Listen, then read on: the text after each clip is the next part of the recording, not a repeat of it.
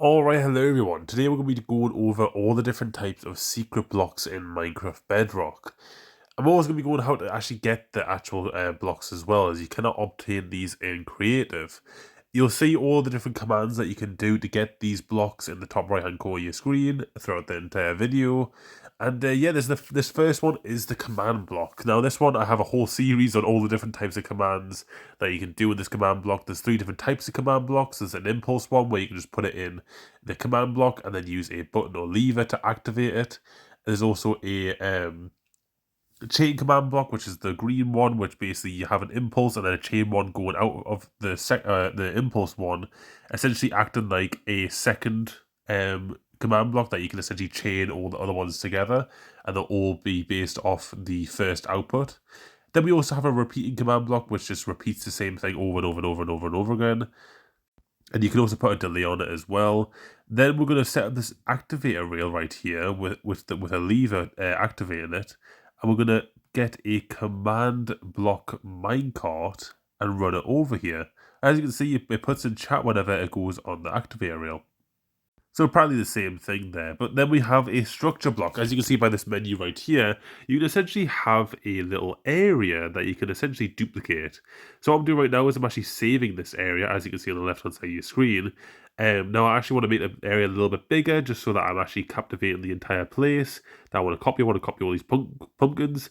Now if you go to a different location and then select load instead of save at the top, put that name in once again, then you can essentially just copy and paste. Now I'm actually going to rotate this 180 degrees just to obviously use that setting as well.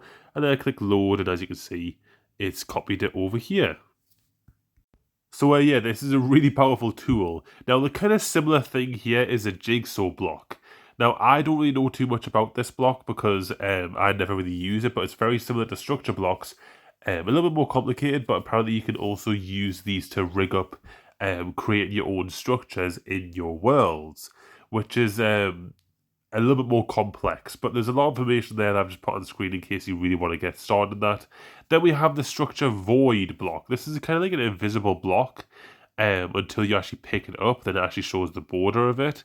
But what this basically does is if you put it in the area of which you are copying, it will actually not affect that block space when you paste or load the structure that you are copying. So as you can see, I've saved this structure that has a load of them blocks in the center of it, and I'm going to load the structure in this cave right here just to show that, demonstrate it. And obviously, it's pasting all these grass blocks, but then it's keeping the stone center. So these stone blocks in the center were already here before, and it didn't delete them. If them blocks were not there, if them structure void blocks weren't there, then it would have just, generated a, essentially just like loads of air blocks in the center. So it would be like a hollowed out area, but it actually kept all the stone blocks that were originally there. Next up, we have the barrier block, another invisible type of block right here. But when you hold it, you obviously see the barrier. Now, these are really good for adventure maps, as you can obviously make like invisible walls and stuff, and you actually can walk into them. And they are an actual thing that you can, walk into. And when you're on adventure mode as well, you can't actually see the border of the barrier block. It obviously just is invisible. So it is really good for adventure maps.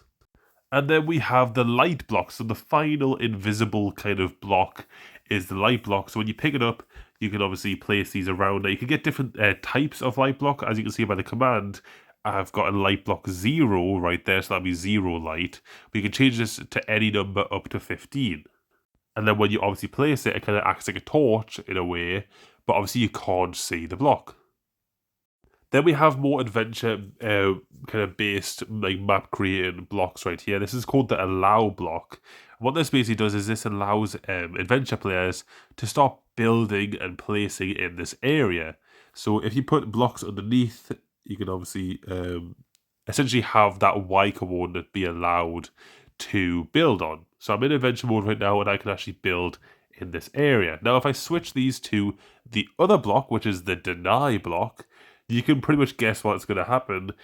In adventure mode, you are essentially you're not able to build in this area. As you can see, it's given us no outline of placing the block here. It's not allowing us to do that. And the final block we're going to go over is the border block. Now this one is also another adventure mode or map creating tool.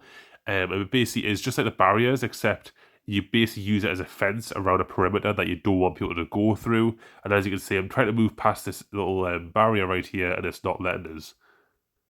But yeah, that's all of the secret blocks that are in Minecraft Bedrock. Hopefully this was helpful for you guys to kind of get a little bit of an idea of what these blocks do. And yeah, I'll see you guys in this video. Bye for now.